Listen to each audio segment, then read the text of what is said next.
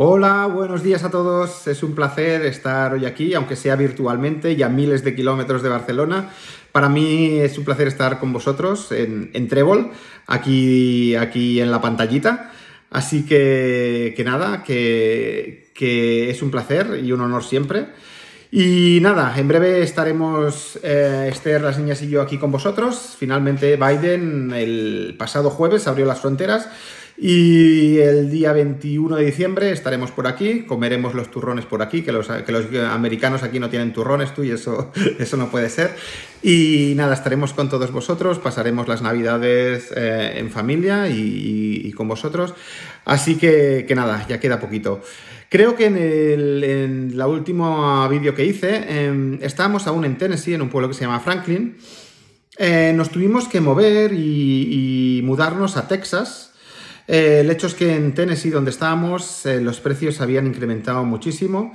Ahora sé que en España también hay, pero aquí en Estados Unidos la inflación es terrible, es terrible.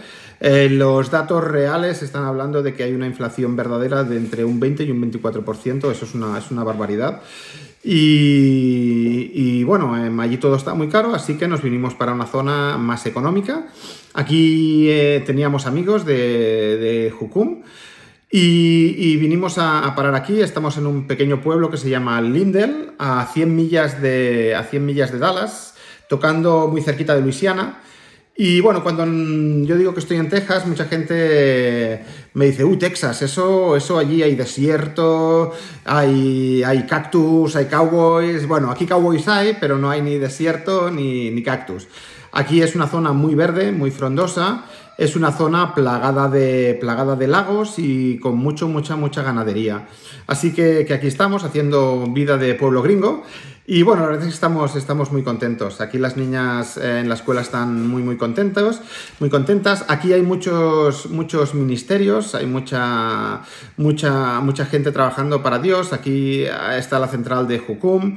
Está también los barcos, los Mercy Ship, también tienen la central aquí. Hay un montón de campamentos para chavales de todo Estados Unidos que se realizan aquí. Y nada, estamos nosotros también ahora como AVA, hemos alquilado un almacén y ya por fin las primeras Biblias están llegando después de un año caótico con la crisis de los contenedores, los confinamientos en Taiwán por el tema del COVID, y finalmente ya están empezando a despachar Biblias y ya, gracias a Dios, las estamos empezando a mandar ya para Latinoamérica. Así que en ese sentido estamos contentos y agradeceros mucho todas las oraciones que habéis tenido por nosotros. Hoy me gustaría, ya para avanzar, hablar sobre un tema que es algo que el hombre no tolera nada bien. El ser humano no tolera el fracasar. A nadie le gusta fracasar, ¿verdad? Siempre nos gusta que las cosas salgan bien, que podamos prosperar y que nada vaya mal en el camino. Sin embargo, la vida no es así y está muchas veces llenas de fracaso. Goethe escribió sobre los fracasos. Goethe, el gran autor alemán, escribió que aquellos que ven en cada desilusión un estímulo para mayores conquistas, esos poseen el recto punto de vista para con la vida. Y es cierto que muchas derrotas nos ayudan a entender bien la perspectiva de la vida, nos ayudan a centrarnos y nos ayudan a ver y hacernos más fuertes. Sin embargo, existe una derrota, quizás no, seguro, la más aciaga de todas para el ser humano, que el hombre, aún con todo su esfuerzo, con todo su ímpetu, con toda su filosofía, con toda su ciencia, no ha logrado superar. No ha logrado encontrar una solución por sí mismo a esa gran derrota. Y por exitosa que sea la vida de alguien, por muchos logros que tenga, por muy famoso que sea, por mucho dinero que tenga, nadie podrá evadir este gran fracaso del ser humano, que es la muerte. Con una derrota dura y aplastante, a la que durante miles de años el hombre ha tratado de dar respuestas sin conseguirlo. Y esa es una derrota que ha marcado la historia de la humanidad y que ya durante muchos siglos se ha intentado solucionar. Ya en la canción de Gilgamesh, que es la primera gran epopeya de la literatura universal, está escrita en el 3er milenio antes de Cristo y es una de las primeras grandes obras literarias que se conocen. Encontramos al héroe, a Gilgamesh, buscando la flor de Ushanabi. La flor de Ushanabi era eso esencial que le pudiera dar vida eterna. Sobre esta epopeya, Jorge Luis Borges, el autor argentino, escribió lo siguiente: la triste condición de los muertos y la búsqueda de la inmortalidad personal son temas esenciales. Diríase que todo ya está en este libro babilónico. Sus páginas inspiran el horror de lo que es muy antiguo y nos obligan a sentir el incalculable peso del tiempo. Y hoy hablaremos de eso que Borges dice que inspira el horror y aquello que nos obliga a sentir el incalculable peso del tiempo. Y ese peso del tiempo, que inexorablemente acaba con la muerte, es la fuente de la mayor de las ansiedades, lo que el filósofo Viktor Frankl llamaría el terror al vacío, el terror a la muerte. Muchos filósofos a lo largo de la historia han intentado descubrir, buscar solución, mirar cómo poder sobreponerse a esta trágica situación, a este fracaso mayúsculo del hombre, pero desde un punto de vista puramente humano. Jamás nadie ha logrado dar con la tecla que pueda dar solución a tal magno problema. El gran filósofo del ateísmo, el que inició toda la corriente nihilista, en el que están influenciados tantos y tantos filósofos después de él, el propio Nietzsche, se horrorizaba ante la perspectiva de que su superhombre, aquel hombre que había sido capaz de superar lo que él diría la muerte de Dios, no pudiera vencer ese terrible escollo y naufragara, como todos, en la inevitable tempestad de la muerte. Por eso creó esa disparatada solución a la que llamó la teoría del eterno retorno de lo idéntico, en la que según él nada nace ni nada muere, sino que todo se repite cual círculo perfecto a lo largo de la eternidad. No nacemos ni morimos, sino que siempre se repite nuestra historia durante eternamente. Otras teorías como la reencarnación, como muchas otras en la filosofía y en las religiones, han intentado dar una explicación plausible y han intentado dar una solución a este tema de la muerte. La gran pregunta a lo largo de los siglos es: ¿puede en algún punto el hombre ser vencedor de esta derrota final? La respuesta es no, pero sí. No porque por sus propios esfuerzos jamás podrá lograrlo, pero sí porque alguien lo hizo por él y le imputó su victoria final a ese terrible monstruo que es la muerte. Así que hoy quiero hablar de una historia que aparece al principio como un gran fracaso, que empieza a orillas de 4 ríos, pero que acaba convirtiéndose en la mayor de las victorias de la historia de la humanidad. Y para ello empecemos leyendo el texto que hoy comentaremos, que se encuentra en 1 Corintios 15, 1, 22. 1 Corintios 15, del 1 al 22. Y dice así: Ahora, hermanos, os recuerdo el evangelio que os he predicado. Es el evangelio que recibisteis, en el cual seguís firmes. Por medio de este evangelio seréis salvos si retenéis la palabra que os he predicado.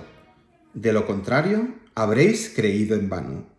En primer lugar, os he enseñado lo que yo también recibí, que Cristo murió por nuestros pecados, conforme a las Escrituras, que fue sepultado y que resucitó al 3er día, conforme a las Escrituras, y que se apareció a Cefas y después a los 12. Después se apareció a más de 500 hermanos a la vez, de los cuales muchos viven aún y otros ya han muerto. Después apareció a Jacobo y después a todos los apóstoles. y al último de todos que se apareció fue a mí, como a un abortivo. Pero yo soy el más pequeño de los apóstoles, y no soy digno de ser llamado apóstol, porque perseguía la iglesia de Dios. Pero por la gracia de Dios soy lo que yo soy, y su gracia para conmigo no ha sido en vano, pues he trabajado más que todos ellos, aunque no he sido yo, sino la gracia de Dios que está conmigo. Pero ya sea yo o sean ellos, esto es lo que predicamos, y esto lo que habéis creído. Pero si se predica que Cristo resucitó de los muertos, ¿cómo es que algunos de vosotros dicen que no hay resurrección de muertos? Porque si no hay resurrección de los muertos, tampoco Cristo resucitó. Y si Cristo no resucitó, de nada sirve nuestra predicación y vuestra fe tampoco sirve para nada. Aún más, resultaríamos ser falsos testigos de Dios por haber testificado que Dios resucitó a Cristo, a quien no resucitó si es que los muertos no resucitan. Porque si los muertos no resucitan, tampoco Cristo resucitó. Y si Cristo no resucitó, vuestra fe no sirve de nada. Y vosotros todavía estáis en vuestros pecados. Además, también los que murieron en Cristo están perdidos. Si todo cuanto esperamos de Cristo se limita a esta vida, somos los más dignos de lástima de todos los seres humanos. Pero ahora Cristo ha resucitado de los muertos, como primicias de los que murieron. Porque sí como la muerte vino por un hombre, también por un hombre vino la resurrección de los muertos. Pues del mismo modo que en Adán todos mueren, también en Cristo todos serán vivificados. Y hoy me gustaría enfocar el tema de la resurrección de Cristo desde el punto de vista de los discípulos. Y ello me dará lugar a hablar de dos tipos de cristianos, según se entienda y se viva o no el poder de la resurrección de Cristo. Hablaremos de los cristianos expansivos y los cristianos contraídos. No sé si os habéis fijado que hay algo muy llamativo en los evangelios desde el momento en que prenden a Jesús. Desde ese momento hasta el momento de la resurrección hay toda una serie de personajes que habían sido muy importantes en la historia. Que habían sido muy importantes en la historia de los evangelios, que de repente desaparecen. Y es que entre que apresan a Jesús y que resucita, parece que los discípulos han desaparecido. Siempre vemos a Pedro como aquel que negó 3 veces a Jesús. Pero aunque fue así, Pedro fue el único que siguió a Jesús y a la guardia cuando lo prendieron. Eso sí, lo hizo de lejos. De los demás discípulos nos dice Mateo 26:56. Y entonces todos los discípulos lo dejaron y huyeron. Así que cuando la guardia prende a Jesús, allí vemos el episodio en que Pedro corta la oreja de Malco y Jesús la sana y dice que no, que debe ser prendido. En ese mismo momento todos los demás discípulos se descomponen y huyen con mucho miedo. Pedro fue el único que le siguió. Leemos en Marcos que Pedro le siguió de lejos, hasta el patio del sumo sacerdote. Allí, cuando Pedro está allí esperando, escondido, varias personas se le acercan y le dicen: «Tú eres uno de los seguidores de Cristo». Y es allí cuando Pedro niega 3 veces que él fuera seguidor hasta que canta el gallo. Pero, ¿y el resto? Quiero decir, su líder ha sido prendido, ha sido llevado ante el sumo sacerdote y allí lo van a juzgar y los otros se han perdido, no sabemos dónde están. Habían estado 3 años con él, habían visto sus milagros y sus proezas. Lo habían visto calmar al mar, tener poder sobre el tiempo. Lo habían visto sacar demonios, curar a enfermos. Habían visto su gran poder y habían oído cada una de sus enseñanzas. Pero cuando tenían que poner su fe en práctica, tuvieron miedo y huyeron. Y tal y como Jesús había profetizado, lo abandonaron y lo dejaron completamente solo.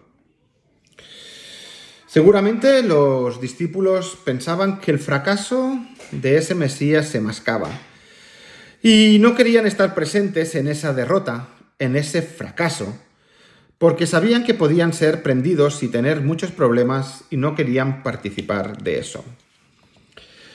Lo que sucede después de ser prendido, todos lo sabemos. Jesús es humillado hasta lo sumo de una manera extrema.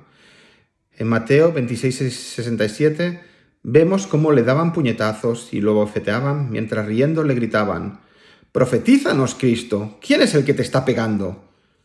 El pueblo, aquel que solo unos días antes lo había recibido como rey en Jerusalén con ramas de palmera cuando él entraba con el pollino, escoge salvar a un vulgar criminal antes que a Jesús. A Jesús le ponen una corona de espinas, lo azotan con látigos, lo escupen y se ríen de él sin cesar. Incluso los propios reos que están siendo crucificados a su lado se ríen de él y se burlan diciéndole que por qué no baja de la cruz si es hijo de Dios. Encima de él hay un letrero que mofándose pone: Jesús, el rey de los judíos. ¡Qué humillación! ¡Qué tremendo fracaso, podríamos decir humanamente! Ese que prometía ser el Mesías, ese que prometía que iba a salvar a la humanidad, estaba muriendo, sufriendo en una cruz. Y no tan solo eso, sino que aquellos que estaban debajo de la cruz, burlándose de él, le gritaban: «Tú, el que derribas el templo en 3 días lo reedificas, sálvate a ti mismo. Si eres hijo de Dios, desciende de la cruz». Si lo vemos desde un punto de vista humano, las objeciones eran racionales y lógicas. Las personas pensaban: si este es el Hijo de Dios, eso significa que tiene que ser todopoderoso. Si fuera todopoderoso, detendría ese sufrimiento que está teniendo, ese gran tormento, y bajaría de la cruz. Ergo, si no lo hace, no es el Hijo de Dios. El planteamiento es lógico. Y es que las grandes dudas que surgen acerca de Jesús son a menudo racionales y tienen su lógica, pero carecen de la información completa que tiene Dios. Incluso los cristianos muchas veces dudamos de Dios racionalmente, con lógica, porque no confiamos que Dios es soberano, tiene toda la información y tiene todo bajo control. Mientras Jesús estaba sufriendo como nunca nadie ha sufrido, notando el abandono incluso del Padre, pensemos, ¿dónde estaban los discípulos? Su líder estaba siendo humillado y estaba siendo asesinado. ¿Y dónde estaban sus más fieles seguidores? La Biblia solo hace mención de un discípulo que estuvo ante la cruz, y ese fue Juan. Judas se había suicidado, pero ¿dónde estaban los otros 10? Nada se sabe de ellos, solo que habían huido y estaban escondidos. El miedo había podido con su fe, y la sensación de fracaso los había anulado. Aquel a quien creían el Mesías, el que había venido a liberar el mundo, parecía no ser más que un bufón del que todos se reían mientras lo torturaban y asesinaban. Incluso los otros reos, vulgares criminales, se estaban riendo de él. Y por alguna razón que ellos no podían entender, Cristo lo estaba permitiendo. Jesús muere en la cruz y aunque algo sobrenatural ocurre en el momento de su muerte, se oscurece el sol y se rasga el velo del templo de arriba abajo, parece ser, a ojos de muchos judíos, de muchos de sus seguidores e incluso de sus discípulos, que en esa cruz fracasa de nuevo otro líder religioso, que diciendo ser el Mesías, acaba aplastado y naufragando en el mar de la muerte. Imaginémonos que la historia terminara aquí. El cristianismo, como tantas otras religiones en el mundo, no tendría ningún significado, no tendría ninguna importancia y carecería de valor. No sería más que otro cabecilla espiritual y estrambótico más que había recorrido la provincia de Judea haciendo creer que era algo más que un simple hombre. Y aquí vamos a la iglesia de Corinto. Cuando Pablo escribe eso, parece ser que había un grupo de judíos, de primeros cristianos, que siguiendo a los saduceos negaban la resurrección de los muertos. A ellos Pablo les dice lo siguiente: si no hay resurrección de muertos, tampoco Cristo resucitó. Imaginemos que la historia acabará aquí. Porque si no hay resurrección de muertos, tampoco Cristo resucitó. Y si Cristo no resucitó, de nada sirve nuestra predicación y vuestra fe tampoco sirve para nada. Si Cristo se hubiera quedado muerto, si lo hubiera enterrado y no hubiera resucitado, Pablo mismo dice que de nada sirve nuestra fe. En el versículo 17 sigue diciendo: y si Cristo no resucitó, vuestra fe no sirve de nada, y vosotros todavía estáis en vuestros pecados. Además, también los que murieron en Cristo están perdidos. Si Cristo no resucitó, no hubiera vencido a la muerte, y por tanto todos los que han muerto jamás resucitarían. Si todo cuanto esperamos de Cristo se limita a esta vida, somos los más dignos de lástima de todos los seres humanos. Y es que había una tendencia en la iglesia de Corinto, que era creer que el cristianismo era un sistema de valores basado en una religión y no basado en el Hijo de Dios resucitado. Y veremos más tarde que eso se repite lamentablemente muchas veces en nuestras iglesias. Porque la resurrección es la demostración final de que Cristo era quien decía ser. Y es el motivo por el que nuestra fe y nuestra esperanza no es vana. Es el motivo por el que nuestra esperanza está viva, porque creemos en Jesús resucitado, creemos en alguien que murió y resucitó, creemos en alguien que está vivo. Imaginémonos esos 3 días entre la muerte de Jesús y su resurrección. Durante esos 3 días, los discípulos debieron batallar con la sensación de vacío a la que se enfrentaban con Jesús muerto. El miedo, la incredulidad y el sentimiento de fracaso debía ser inmenso en ellos. No imagino lo oscuras y angustiosas que debieron ser esas 72 horas para ellos. Debían ser terribles. Tan terribles que ni tan solo acudieron a su entierro. Cuando Jesús de Arimatea toma el cuerpo muerto de Jesús y lo pone en el sepulcro, ningún discípulo lo sigue. Solo algunas mujeres, entre ellas María y María Magdalena, estaban allí. Qué extraño entierro para un gran líder religioso.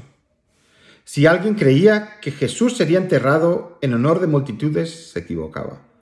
Solo un puñado de personas estuvieron allí, y ninguno de sus más aférrimos seguidores, ninguno de los que había sanado, ninguno de los que se agolpaban a oír sus enseñanzas estaba allí. En la noche y en la soledad fue enterrado Jesús. A ojos de cualquier hombre, todo lo que él representaba, todo lo que él había sido, había fracasado. Hay algo curioso como sucedieron los hechos. Leemos en Mateo 27, del 62 al 65, que los fariseos se acordaron de lo que Jesús había dicho. Los fariseos se acordaron de que había dicho que al tercer día resucitaría, y por eso temieron que los discípulos robaran el cuerpo y fingieran que había resucitado. Por eso sellaron la piedra que daba al sepulcro y pusieron allí un guardia. Pero aquellos que pensaban que podían robar el cuerpo realmente no estaban para eso. Parece ser que aquello que había dicho Jesús había sido oído por los fariseos, pero pareciera que no había sido oído por los discípulos. Y si lo habían oído, habían prescindido de ello. Jesús había dicho en innumerables ocasiones que al tercer día resucitaría. Sin embargo, parece ser que los discípulos no estaban dando crédito a esa promesa, ni tan siquiera la estaban considerando. Estaban tan sumergidos en sus preocupaciones que no creyeron en esa gran promesa de Jesús. ¿Y qué pasó después?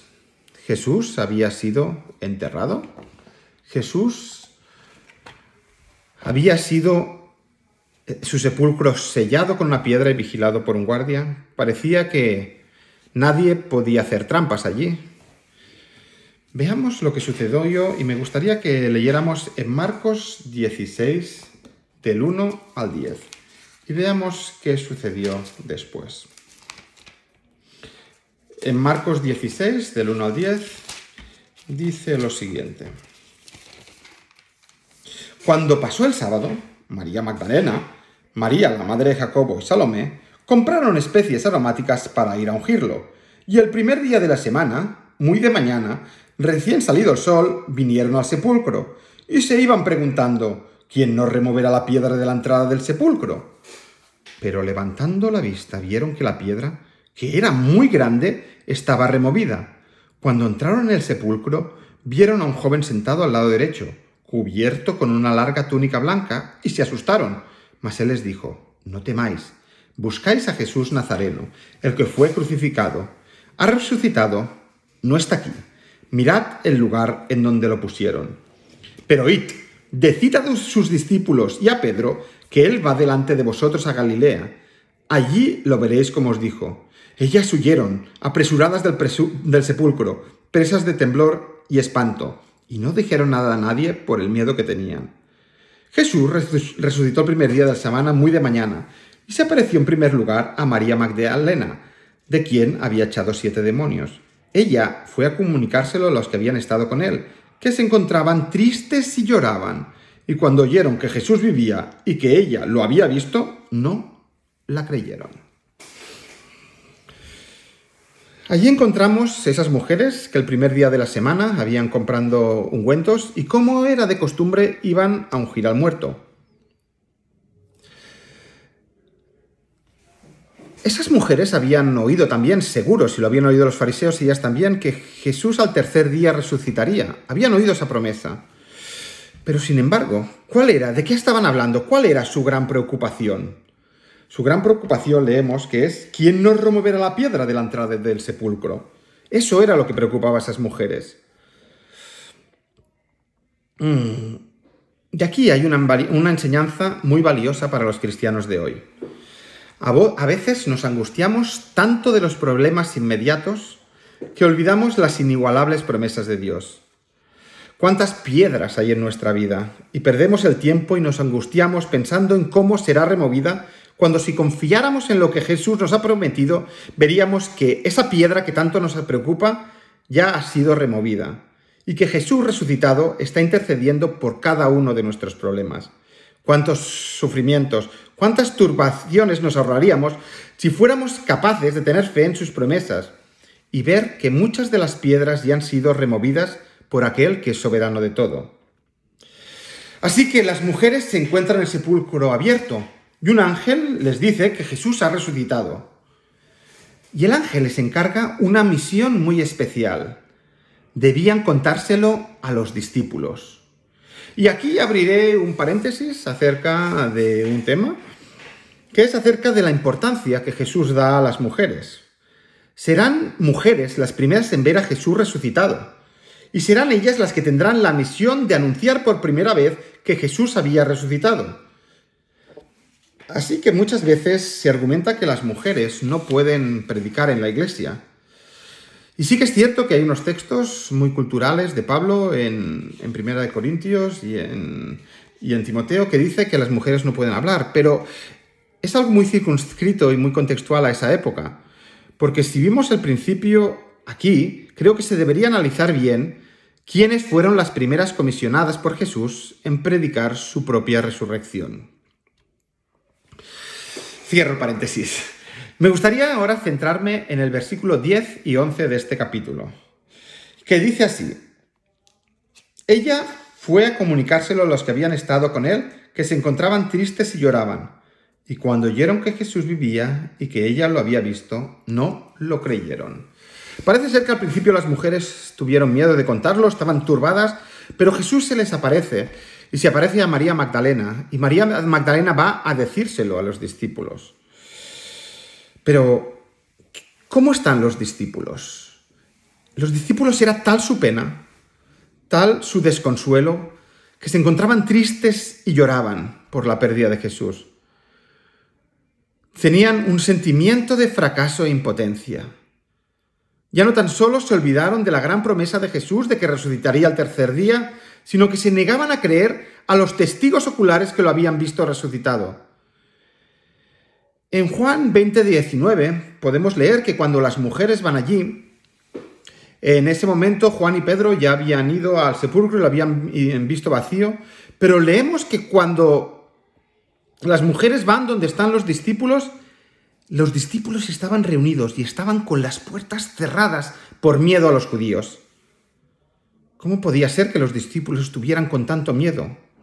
Estaban con las puertas cerradas, incrédulos, tristes y angustiados, contraídos en su propio dolor, muertos por sus propias dudas.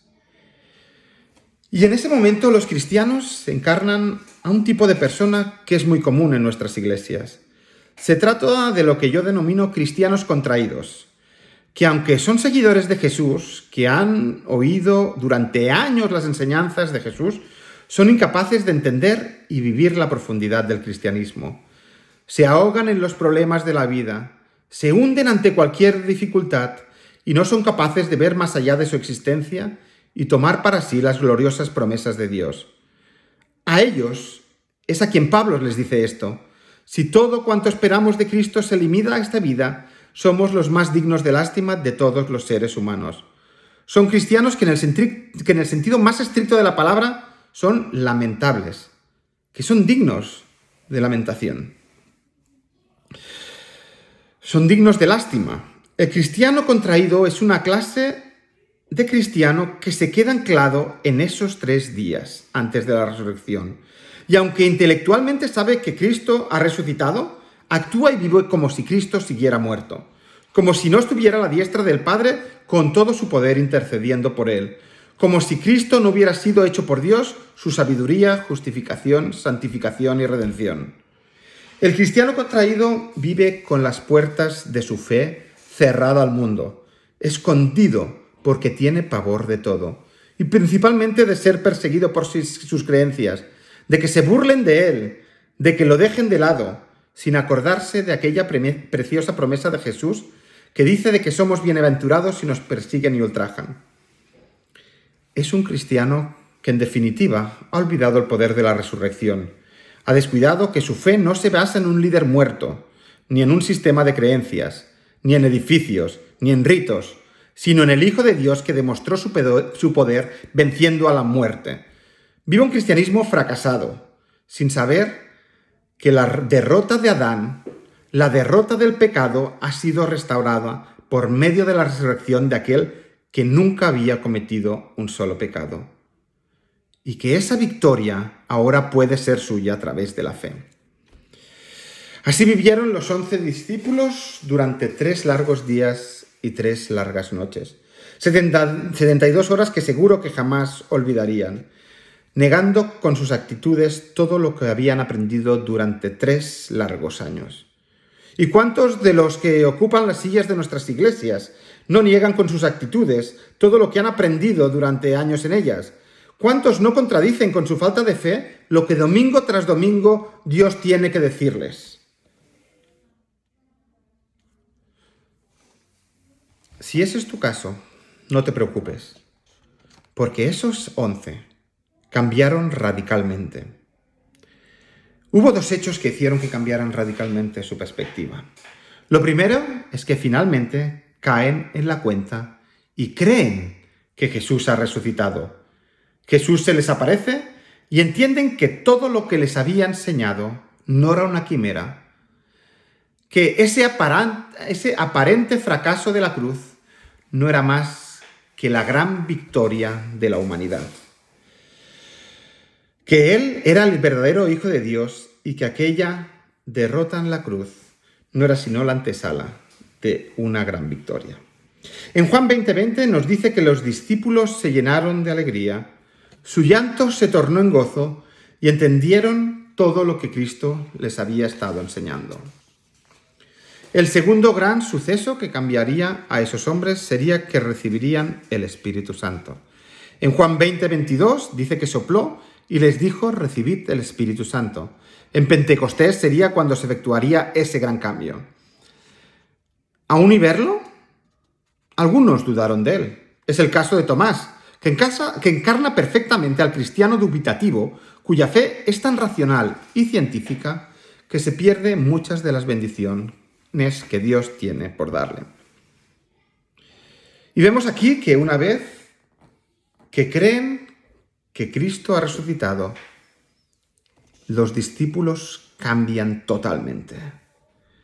Y es entonces cuando Cristo les encarga la gran comisión. Y dice lo siguiente: cuando Jesús se les aparece, en Mateo 28, 19 y 20 leemos: por tanto, id y haced discípulos a todas las naciones, bautizándolos en el nombre del Padre y del Hijo y del Espíritu Santo, enseñándolos que guarden todas las cosas que os he mandado. Y he aquí, yo estoy con vosotros todos los días, hasta el fin del mundo. Y ahí está la gran comisión, que viene seguida de una gran promesa.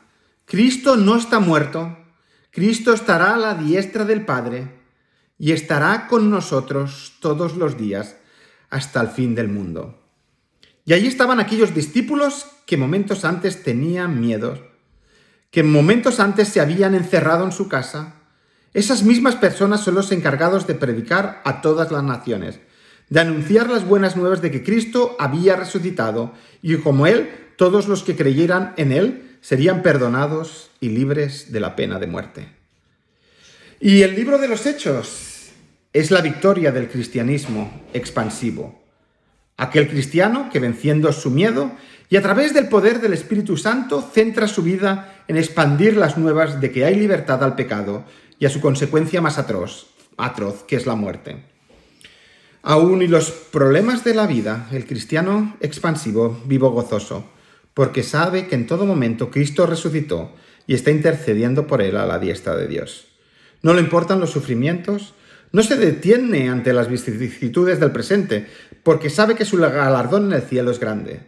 Sabe que su esperanza es viva y confía plenamente en que, ante todo, Dios es soberano y tiene el control de su vida. El cristiano expansivo sabe que solo en Cristo está la victoria de lo que Borges llamaría la triste condición de los muertos. Y que la verdadera flor de Ushanabi, aquello que da la vida eterna, es la sangre derramada en esa cruz, que da vida eterna a todo aquel que en Jesús cree. La maldición del tiempo, que se inoculó en nosotros en Génesis 3, fue revertida a través de la resurrección de Cristo. Jesús puso el contador a cero, puso otras manillas en el reloj y nos permitió apropiarnos de la victoria contra la muerte. Aquello que tantos filósofos buscaron con ansias a lo largo de los siglos se encuentra en la tumba vacía de Jesús. Nuestra fe no se basa en un cadáver, no se basa en un lunático que habló, predicó, hizo milagros y después murió y no se supo nada más de él, sino que se basa en el Hijo de Dios que resucitó de su tumba. Y de ello dan testigo mucha gente. Muchas personas lo vieron. Pablo en Corintios nos dice que más de 500 personas. También hay textos como de Josefo que dicen que Jesús resucitó. Así que no debemos angustiarnos, porque así como Cristo resucitó, nosotros también lo haremos. Y en estos momentos, tal y como Él promete, está con nosotros todos los días hasta el fin del mundo. Así que no debemos angustiarnos de cómo removeremos la piedra de la muerte, como tantos hacen en nuestro mundo, sino que Jesús ya la removió y nos enseñó el camino a la vida eterna. Y entender esto nos debe llevar a vivir la vida como cristianos expansivos, no contraídos, no con miedo, no como creyendo que Jesús ya está muerto y no resucitó, no como personas en derrota, sino como personas que nos asimos de la victoria de Jesús. Así que debemos cumplir la gran comisión con gozo y alegría, sin importarnos las consecuencias humanas que ello pueda tener. El otro día, un cristiano de un país donde hay persecución me preguntaba cuál creía yo que era el motivo por el que las iglesias en Europa y en Estados Unidos tienen un crecimiento tan pobre, mientras en países como el suyo, con persecución, hay avivamientos tan fuertes. Quizás la respuesta esté en que nuestras iglesias están llenas de cristianos contraídos y muy pocos de expansivos. Que la seguridad y la comodidad en la que vivimos nos han hecho abandonar los principios expansivos del cristianismo y que Satanás ha logrado más contrayendo la fe de los cristianos occidentales a través de las comodidades y los quehaceres diarios que no a través de una persecución.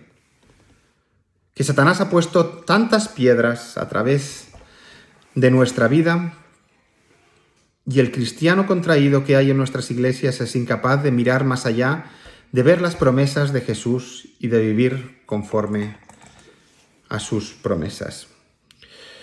Quizás en nuestros países desarrollando, Satanás esté logrando que las iglesias se llenen de cristianos contraídos, que miran mucho más las cosas de la tierra que las del cielo, y que se han convertido en cristianos que han perdido de vista las preciosas promesas de Cristo, y que pierden el tiempo preguntándose en cómo remover ciertas piedras de su vida, cuando Cristo ya las ha removido por ellos, y está esperando que viven conforme al poder que les ha dado mediante su muerte y resurrección.